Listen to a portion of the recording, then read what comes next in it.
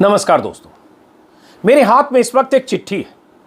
उस चिट्ठी की कुछ लाइनें पहले मैं आपको सुनाता हूं, उसके बाद मैं बताऊंगा ये चिट्ठी किसने किसको लिखी। वैसे हो सकता है आप सुनकर अंदाजा लगा भी लें। इस चिट्ठी की कुछ लाइनें हैं। मैं टूटे हुए दिल के साथ लिख रही हूं। मैंने भावना में बहकर किसी दूसरी पार्टी में शामिल होने का फैसला किया। मैं वहां अभ्यस्त नहीं हो पाई। जिस तरह मछली जल के बाहर नहीं रह सकती, उसी तरह मैं भी आपके बिना नहीं रह सकती। मछली जिस तरह से जल के बाहर नहीं रह सकती, उसी तरह मैं आपके बिना नहीं रह सकती। ये चिट्ठी लिखने वाली महिला ने किसको लिखा, आगे बताने से पहले इसमें क्या है आगे, कि मैं आपसे माफ़ी मांगती हूँ, मैं आपके बिना नहीं रह सकती। मुझे वापस आने दें, अपने स्नेह की छाँव में ज़िंदगी बिताने का मौका दें। और इसी में ये भी लिखा है, अगर आपने मुझे माफ़ नहीं किया तो मैं जिंदा नहीं रह पाऊंगी। अब जरा सोचिए, ऐसी चिट्ठी मैंने 30 साल की पत्रकारिता में किसी नेता की तरफ से किसी नेता को लिखी गई ऐसी चिट्ठी आज तक मैंने नहीं देखी। ये चिट्ठी किसने लिखी है? ये चिट्ठी लिखी है सोनाली गुहा ने। 4 बार टीएमसी की विधायक रहीं। चुनाव के ठीक पहले उन्हें जब टिकट नहीं मिला तो ममता बनर्जी की लानत मलामत करते हुए, कुछ रोने का नाटक करते हुए बीजेपी में शामिल हुई।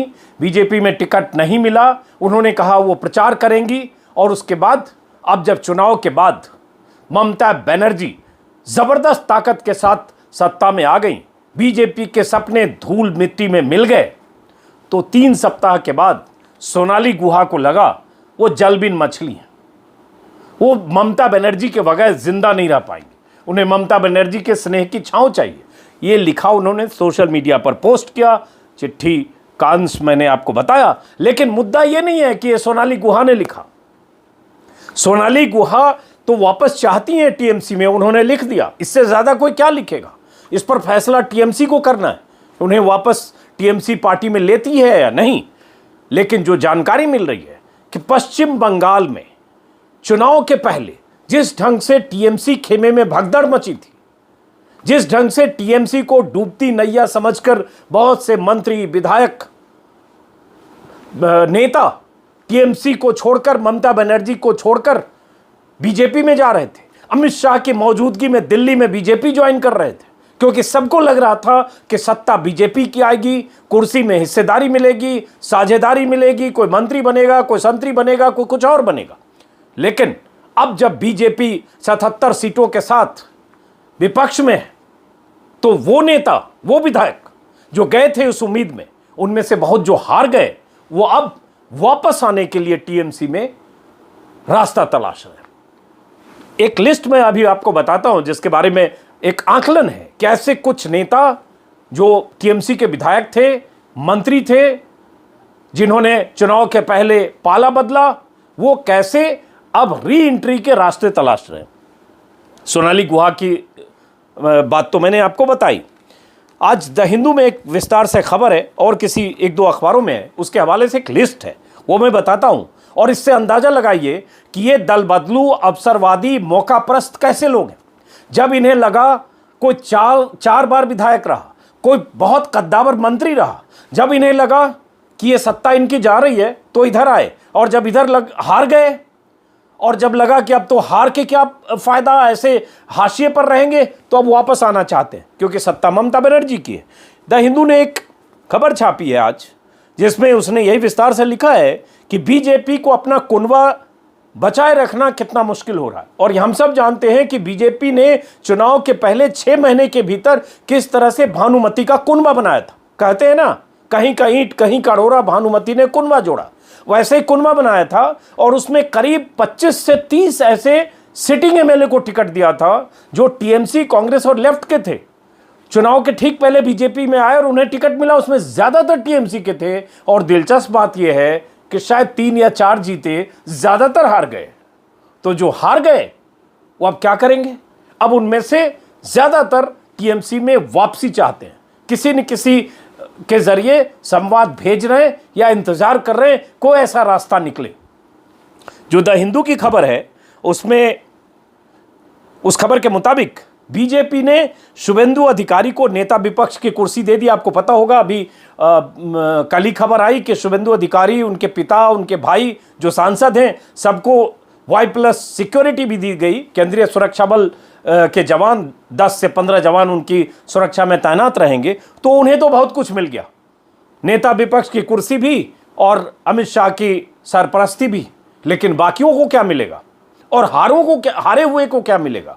अब ये इसी खबर के मुताबिक अब जैसे हिंदू ने लिखा है कि मुकुल रॉय को लेकर भी सस्पेंस है। मुकुल रॉय चुनाव जरूर जीत गए, लेकिन हैं कुछ नहीं। नेता विपक्ष के बाद बाकी किसी की कोई हैसियत नहीं है। वो मुकुल रॉय जो बहुत कद्दावर नेता थे, ममता बनर्जी के लेफ्ट हैंड सिपहसालार थे, बंगाल के टॉप 5 लीडर्स में उनका नाम था।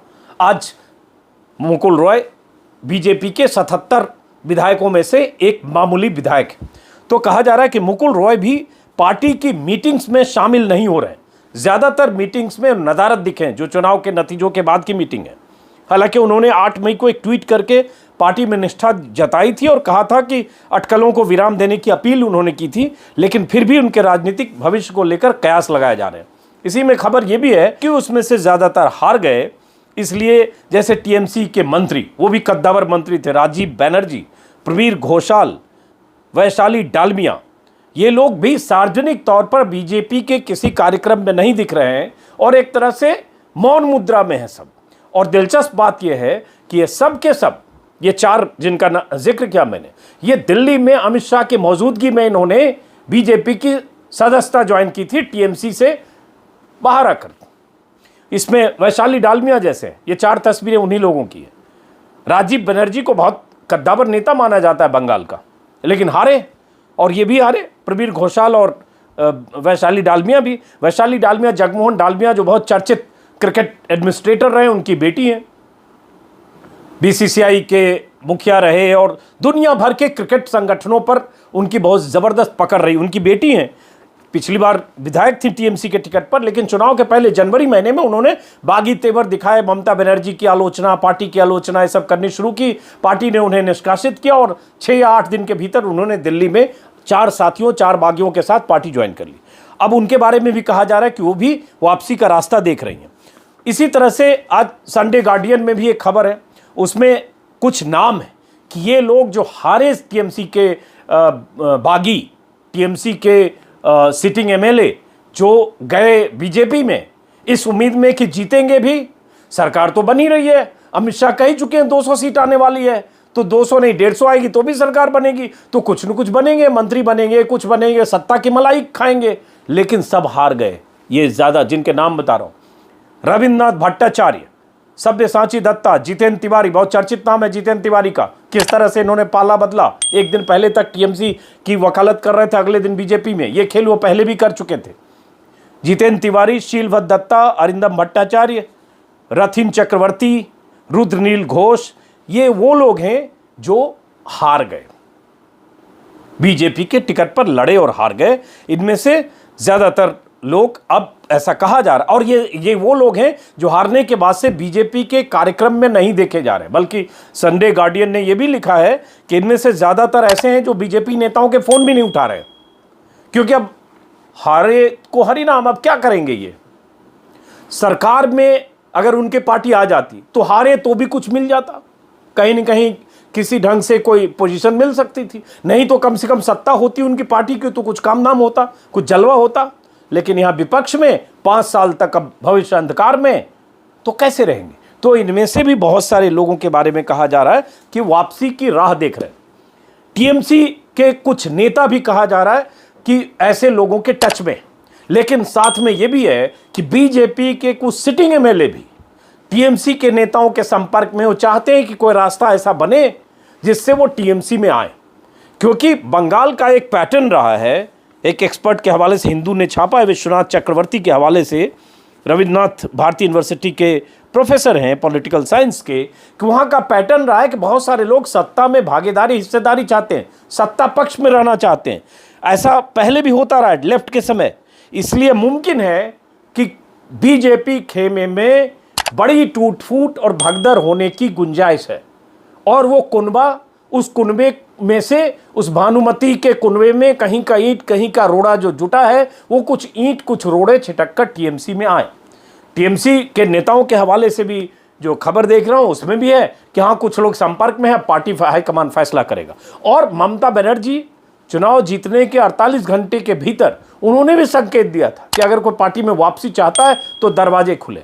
अब सवाल ये उठता है, ये दल बदलू अवसरवादी लोग जिनका कोई दीन ईमान नहीं है, वो क्या करेंगे और अगर वापस आएंगे तो क्या ममता बनर्जी रखेंगे, आगे पता चलेगा। लेकिन इसमें सबसे खास बात मुकुल रॉय का है। मुकुल रॉय और शुभेंदु दोनों पर सीबीआई का शिकंजा कसने की बात थी, क्योंकि दोनों के खिलाफ वीडियो एविडेंस हैं। नारदा स्टिंग ऑपरेशन के मामले में 2 वीडियो मैंने पहले भी बनाया कि शुभेंदु अधिकारी पर अभी भी तलवार लटक रही है, क्योंकि सीबीआई ने प्रोसिक्यूशन सैंक्शन के लिए लोकसभा स्पीकर को 2 साल पहले चिट्ठी दी थी, रिक्वेस्ट भेजी थी जो पेंडिंग है। ऐसा कहा जा रहा है कि सीबीआई ने दोबारा रिक्वेस्ट भेजी है। मुकुल रॉय को एक तरह से सीबीआई ने क्लीन चिट दिया कि उनके खिलाफ सीबीआई के मुताबिक पैसे लेने का कोई एविडेंस नहीं है। ये अलग बात है कि वीडियो में मुकुल रॉय दिखे हैं, पैसे की डील कर रहे हैं और नारदा स्टिंग करने वालों को कह रहे हैं पैसे, आईपीएस अफसर को एक नाम बताया उन्होंने, उसको देना, और पैसे उसको दिए भी गए 15 लाख। तो ये कहानी एक समानांतर कहानी है, इसमें क्या आगे होता है वो देखेंगे। लेकिन फिलहाल मुकुल रॉय क्या करेंगे, उनके राजनीतिक भविष्य पर भी एक बड़ा सवाल। क्या मुकुल रॉय यही सब हासिल करने के लिए 3 साल पहले 2017 में टीएमसी से बीजेपी में गए थे, एक मामूली विधायक बनने के लिए? ये एक सवाल है, क्योंकि अब 5 साल तक कुछ होना नहीं है। 3 साल तक बड़े उम्मीद से ये सब लड़े, ममता बनर्जी से लड़े, बीजेपी के पक्ष में कैंपेनिंग की, उम्मीद थी सत्ता की, सत्ता मिली नहीं। विपक्ष में रहने की आदत है नहीं, तो क्या करेंगे, आगे इंतजार करेंगे दोस्तों। फिलहाल यही है, ये कुनबा बिखर सकता है और आने वाले समय में हम देखते हैं कि इसमें से कितने लोगों, और बड़ी उम्मीद के साथ जो एक गुब्बारा बनाया था अमित शाह ने और एक क्रिएट किया था बीते कुछ सालों में, खासतौर से लोकसभा चुनाव के बाद जब 18 सीटें बीजेपी को मिली, और उसके पहले भी, लेकिन 18 सीटों के बाद, कि इस बार तो ममता साफ है, लोकसभा में हाफ इस बार साफ। मोदी भी दीदी ओ दीदी के नारे बुलंद कर रहे थे और जिस ढंग से बोल रहे थे उसकी तमाम आलोचनाएं हुई, लेकिन सब कॉन्फिडेंट थे कि दीदी तो साफ है, 200 सीटें नहीं, 125 बीजेपी को आएगी। लेकिन बीजेपी के हश्र के बाद अमित शाह सार्वजनिक मंचों पर नहीं देखे गए। कैलाश विजयवर्गीय कहां हैं पता नहीं, 6 साल से वो कैंप कर रहे थे। बाकी छिटपुट नेता कुछ दाएं बाएं कुछ दिख रहे हैं, लेकिन बंगाल में बीजेपी के खेमे में कहीं न कहीं बहुत हलचल है, बेचैनी है, भगदड़ की आशंका है। उन आशंकाओं की संभावना इस खबर से जाहिर होती है। फिलहाल दोस्तों इस वीडियो को खत्म करते हैं, जैसे कुछ और जानकारी मिलेगी आपको बताएंगे। नजर रखेंगे ऐसी खबर पर जब लगेगा कि जो बीजेपी में गए थे वो एक बड़ा कुनबा टूटकर टीएमसी की तरफ आ रहा है। क्या टीएमसी उन्हें कबूल करेगी, ये भी एक सवाल। अगर आपने अब तक मेरे वीडियो को यूट्यूब चैनल, फेसबुक पेज को सब्सक्राइब नहीं किया है, फॉलो नहीं किया है तो करेंगे, मेरा हौसला बढ़ेगा। फिलहाल नमस्कार।